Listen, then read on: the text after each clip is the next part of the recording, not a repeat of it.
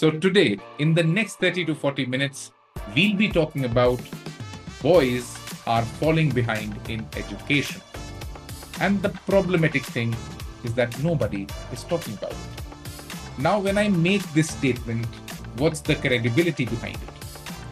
If you just look at some of the metrics, boys are more likely than girls to repeat primary grades in 130 countries. They are more likely to not complete upper secondary education in 73 countries. And at university level globally, only 88 men are enrolled for every 100 women. This is not a local problem. This is a global emergency.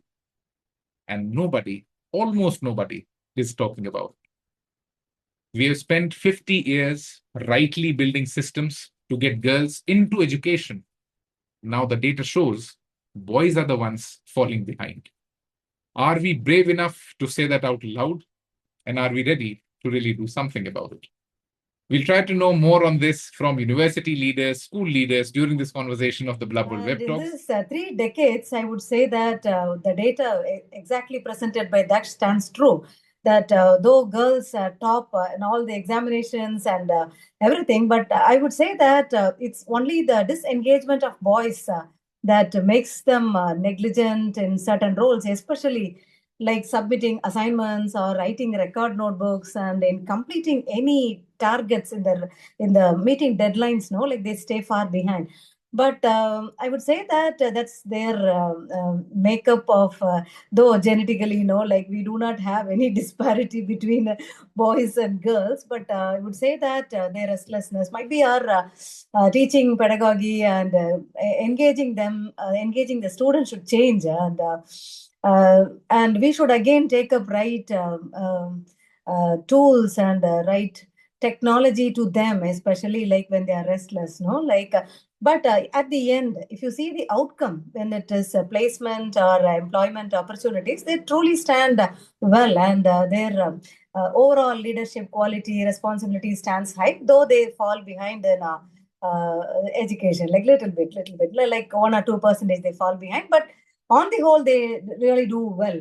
And especially, we require great mentoring in self-regulation, okay, where really they lag far behind, and time management and academic engagement is a serious challenge for all of us in day-to-day activities, like holding them even for 40 minutes classes, like their attention span is too less. Okay, they became restless even at the 20th minute.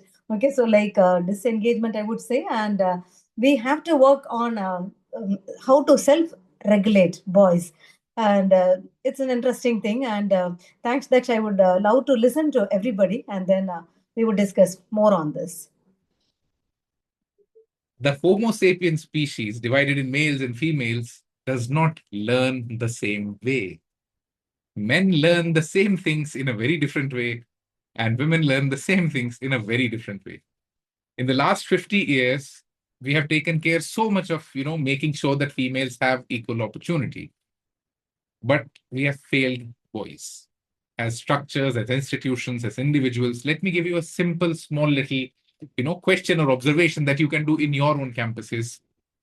What's the percentage of male teachers in your organization compared to the female teachers? Thank you, Mr. Daksh, and a great meeting on this platform. Thank you, all my co-panelists. Yeah, and the very topic was quite sensitive and then amazing topic, in fact, to breathe in. Is it a problem only the boys falling behind in the stream of education is the first question I asked for myself, and then the answer is certainly no. It's not gender biased. It happens that both the genders, the male, the boys, and the girls equally, not equally, but they are affected in the education standards. We talk about the many skills, and of course, the 21st century skills play a vital role when we talk about the latest trends and things like that. Now, I was just going through some UNESCO statistics and which always supported whatever Mr. Daksh was pointing out at. The resources are plain and equal to all the students, but accordingly, the boys underperform or they are disengaged. I would not go into the examination pattern or the performance of the child. It is only the disengagement in the learning process which affect the boys on a negative side rather than the girls. And taking all the skills into consideration, the first and the most important factor or the impact on the boys would be appointing male teachers. There are those sensitive issues where some male teachers can handle the boys better. It is not that the females cannot, but there are some strategies and there are impacts on the boys in the learning process. I'm just referring it only in accordance to the learning process. When the learning process or the engagement is missing in the learning process, I think the entire setup or the scenario will have to go for a overhauling of the process. Right. Now, why do boys get disengaged in the process? Because now you talk about the technology, you talk about the progressive education, whatsoever. It's all the mindset, and boys mostly are, hyperactive.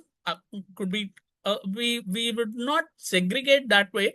Most of them, they don't like to sit at a point, listen, and rather apply after their listening skills.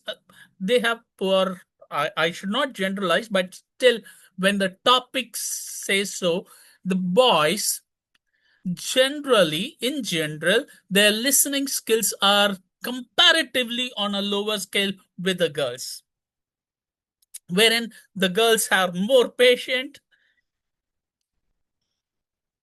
I believe I'll continue a little later. Yeah. Thank you. Gender bias is not the problem. It's not because of that boys are not able to perform. Appointing more male teachers, gives better control. But I would rather say, rather than just control, it gives better role models for positive reinforcement as well. That's important. I think there are two things we are, discounting or rather disrespecting. We are disrespecting the hyperactivity of the male Homo sapien. They have that innate capability. Why do we disrespect it? Because the system does not allow it.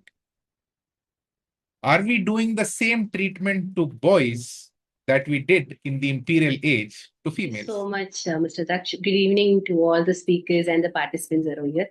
So I don't want to explain, to give introduction about me because I am the leader and being in the school education for more than a decade, 15 plus years.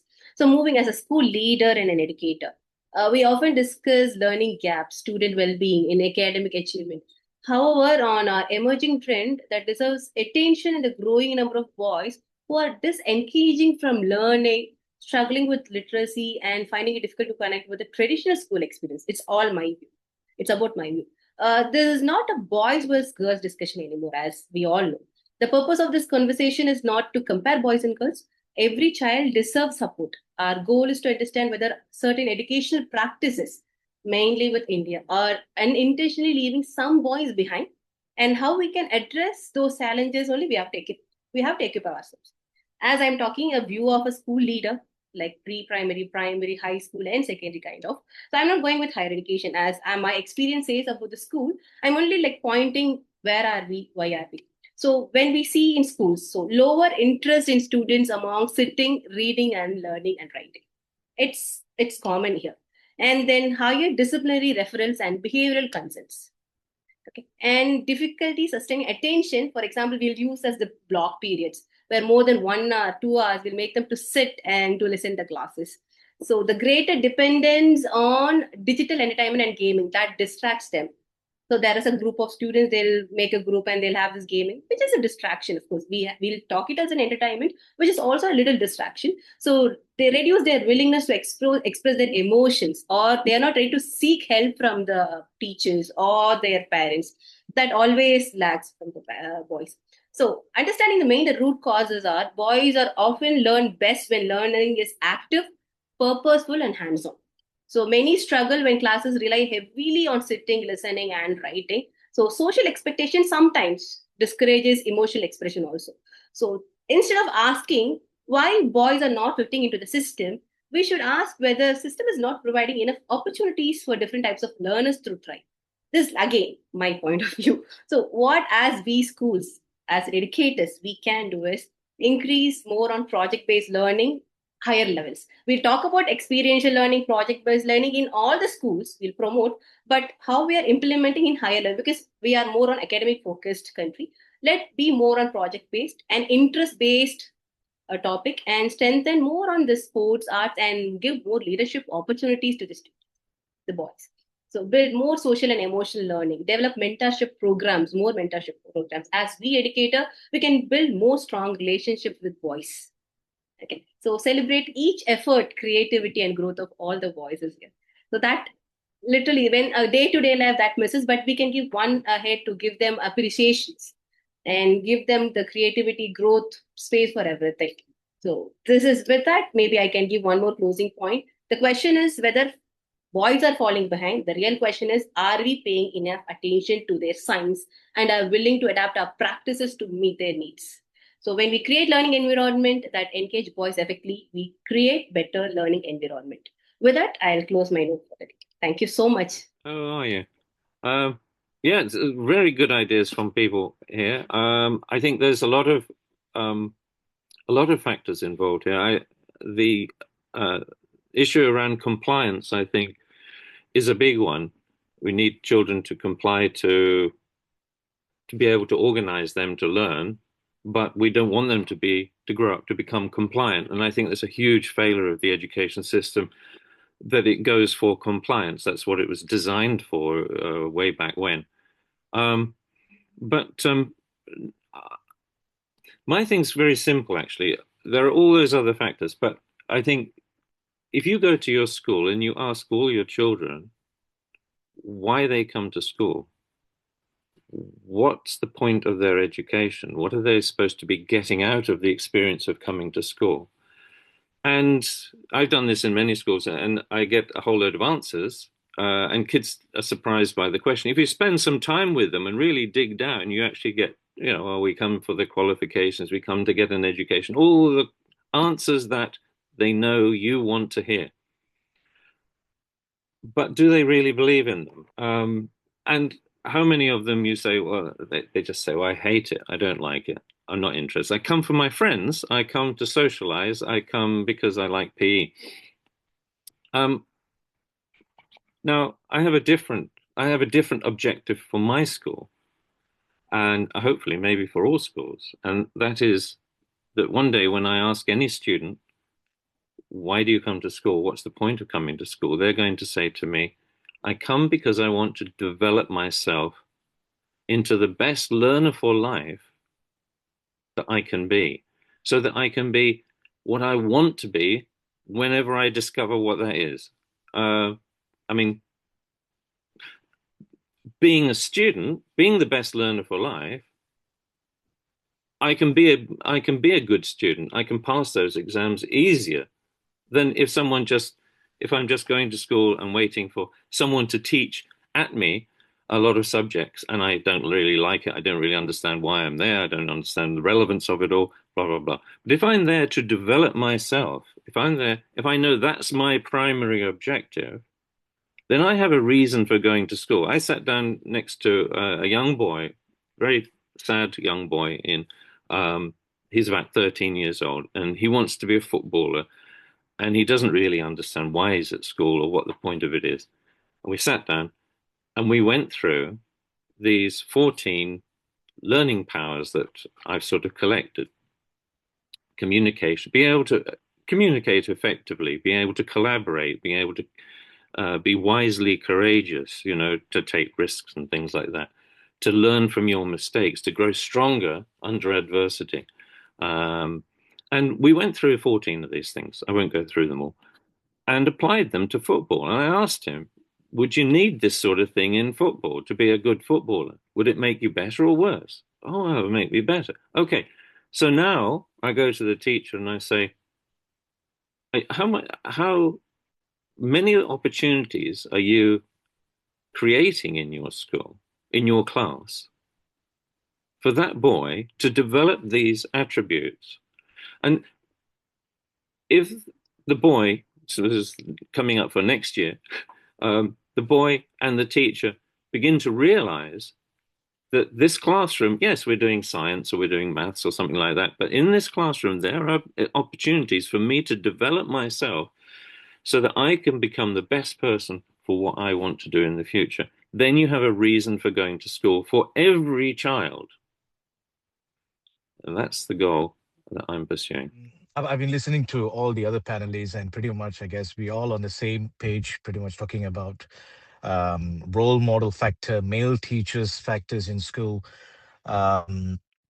technology intrusion, well-being, and etc. So pretty much I'm on the same page with everyone. And this is more on my personal reflection, where when I joined Street 10, literally about 6 months ago, I had to go a couple of interview stages. And one of the stage where the parents were interviewing me, and one of the questions I raised, why do you think I will be a suitable candidate for this position, and etc. And they particularly mentioned the school needs a male leader to firefight the behavior issues which is happening in that school. So my successes in the last 5 years in that school, they always, I mean, they've been female leaders. I mean, it's nothing against on the leadership style or agenda, but when I heard, I was taken aback. I was like, why a male figure will make a lot of difference in terms of managing the students' behavior in the school, particularly boys. So the school has been experiencing high absenteeism, issues with the boys, not interested with learning, disengaged, a lot of safeguarding, and also behavior-related issues. So when I stepped in, I was start understanding what's the dynamic is like, why the boys are pretty much behaving differently than the girls. And to my surprise, I had to speak to some of our 17 years old teenagers in my office, trying to understand why they're disengaged. And I had a lot of surprise responses from them. And one of the things really surprised me was how boys or males well-being, it's very much undermined in a school context. So it's always if it's I think it's a science where how male or boys they react differently, anything to do with well-being or stress, how male responds to stress level and how female responds to stress level, to some extent that's how science works, I guess. That's to some extent it's quite interesting and it's quite different. So when I heard this and I start working with my team, when I start having a lot of conversations, especially with the boys, and I could see it slowly start to change. And I literally had my colleagues coming to me and telling me that we have pretty much settled with the boys now. They're pretty much under control right now compared to 7 to 8 months ago. So personally, as an educator, I feel every child should be feel seen, should be feel supported, and should be challenged.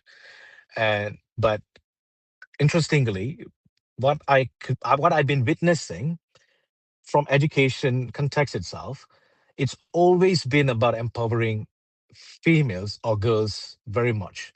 International level challenges, competitions, it's pretty much focused on empowering girls, females. So this is something, a concern. That's one of the reasons why I agreed to speak today, because I'm not against empowering girls, but as an educator, I feel no one should be left out. That the same importance have to be given or have to be spotlighted to the boys as well. Yeah, I mean that's my take, honestly. The matter is from the early beginning of to know the different types of learners. So not all students are learning the same way. We have visual learners and auditory learners and haptic learners.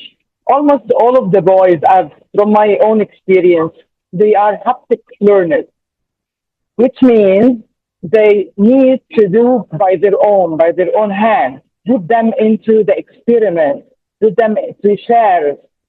You have to motivate them. You have to use the emotional learning effect on boys. I think that boys need that particular part more than girls in early learning.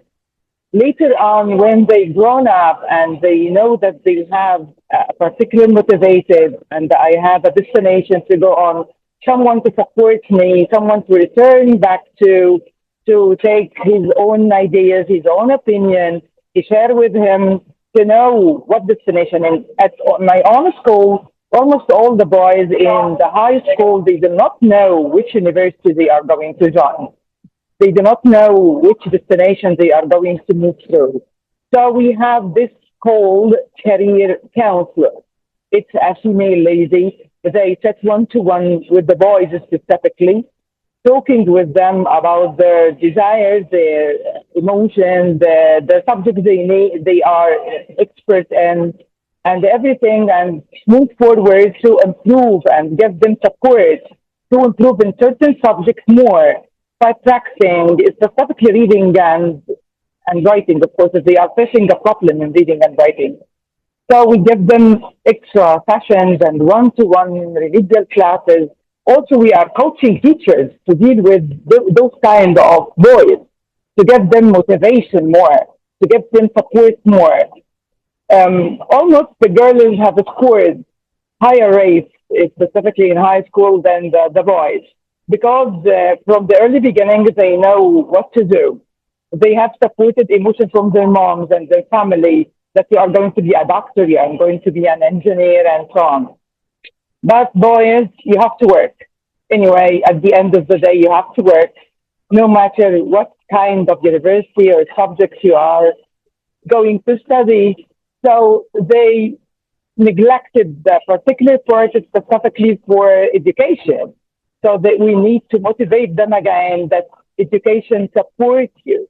Education make you to move forward on even to any kind of job if you need to go through.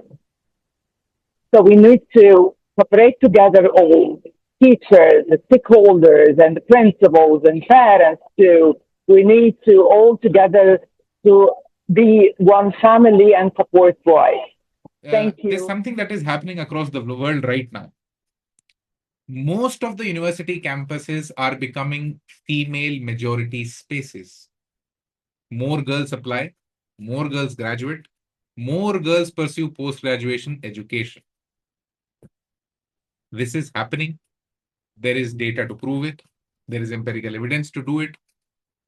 And the reason of asking this question is that when one gender feels that education is not meant for them, we create a very catastrophic ecosystem in the society.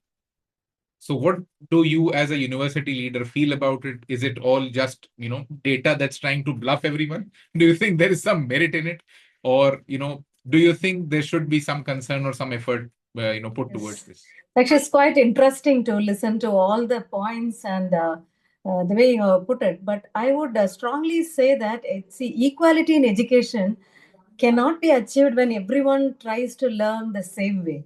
Everyone's learning is unique, and everyone should be given the opportunities to succeed in their own way. That's what our university strongly believes in. See, if you take JPR University, if the founder is female and the top leadership positions are female and majority registration and enrollment are females, and even if you take the employment scenario, the teaching and non-teaching people, the ratio female is more. But that doesn't mean that the male candidates are looked low or thing. But I feel that one sentence that I have to disagree is, it's like male teachers alone cannot play a major role in motivating boys. Might be certain greatest impact can come from great role models and great male mentors or guides, but we should understand that there are strong female mentors who have helped the boys in their adolescence and in their academic process. And if we mostly in the alumni meet, no, like when we see the boys, like who helps them in the crucial point of their learning, and when they were depressed and when they were really having a low phase in their life, it would be majority of them would be female faculty members or female mentors. So here, irrespective of the gender, I would say that the male's learning pattern differs from the way a female student learns. And a very successful point that I have observed in male students are, they're very good in internships, very good in projects, very good in interactive learning, very good in participatory approach. And if you see any re-engineering work, boys outlook say outsmart girls. And doesn't mean that girls are put down, but girls see, like their patient way of learning and their pattern is different. See, we are really like not to say that all are uniform, though all the 60 students sit together in the same class, their way of learning is different. So we have to identify certain strategies to help our own boys, male students, and make them even like they should also have a fulfilled way of learning, and they should also be having a successful career, and they should have lifelong learning. So it's really the institution's responsibility to think in ways of keeping them have a fulfilled place of stay while learning. Thank you very much. I'd like to agree with Dr. Shalisha and sort of go back to one of the things that you were saying. I think, yes, a lot of the things are solid that we're looking at, but one of the solid things we're looking at is actually not so solid and should be changed. And that's our image of and our understanding of school and what it is. It doesn't have to be that way. I think instead of trying to change things for boys, trying to get more men into the classroom for boys, why can't a boy have a good relationship with a female teacher enough to be able to confide and say, this is how I feel? Maybe they'll become a better husband and a better father later on. So maybe that's something that we as humanity need to learn. A wise man will be able to talk to a woman just as they will be able to talk to a man. Yeah. So because the way we look at bringing up kids is that people are people. You look for the commonalities first, and then you celebrate the differences. Yeah. So yeah, let's look at the things we can change that'll make positive things for everybody. You got muted, Mr. Robert. Please unmute yourself.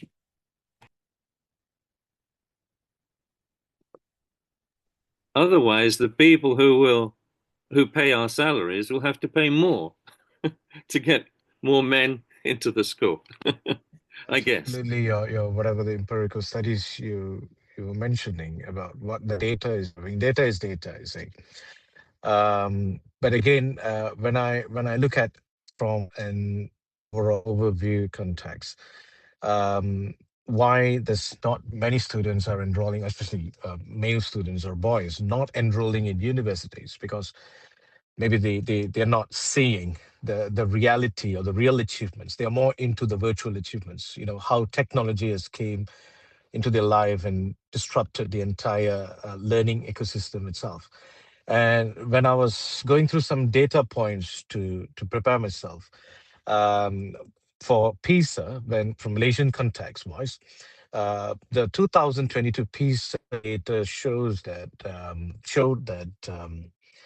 female students outrank all the male students for literacy and also for sciences. So, which means they score better. That's what the indicators shows for Malaysians. And when I deep dive into the articles, trying to do some reading and everything, this is before the COVID and after COVID effect as well. So, which means how digitalization learning and how tech influence behavior. How genders responding to this behavior. It's quite interesting. A study where boys they like tech, but the focus is more into gamification related learning rather than what you intend to do in front of the class, using a blackboard or whiteboard inside a four angle screen is going to fail them. So they want more challenges. That's why they showed a lot of interest. They participate a lot into esports, and they're trying to change the mindset where they're more attracted towards virtual achievements. So this could be one of the reasons why um, they're not into tertiary educations. They're not enrolling into tertiary educations, because when I speak to my students who are still in my school, 16 and 17, they are already into tradings. They're already into some tech related, using tech, and they're earning money. And they don't see tertiary education is going to be something very relevant where they can make a lot of money before they leave the school itself. So this kind of factors, we cannot discount these factors. It may look very minute factor, but we can't discount these factors. And this could be one of the reasons why the interest is no longer there in tertiary education. Uh, the topic in this particular part, competition, technology, uh, encouraging boys to engage a lot. I have discovered that in the annual show at my school, I let all the leaders set forth for boys. They start to make the visual effects, all the videos, the technology for the annual show. Also, they become the leaders to organize the whole event. They have motivated a lot. So once they achieve this particular part, we encourage them to achieve more in education because I let them to be on the stage to guide the other boys and the other stages what they have done. They started to participate and talk about the achievement. So they started to say, we need to achieve more in science. We need to achieve more in math. So project-based learning and the cross curriculum activities and giving them leadership, they encourage them a lot. Thank you. See, education has evolved, society is evolving, technology is evolving, and it's all about challenges.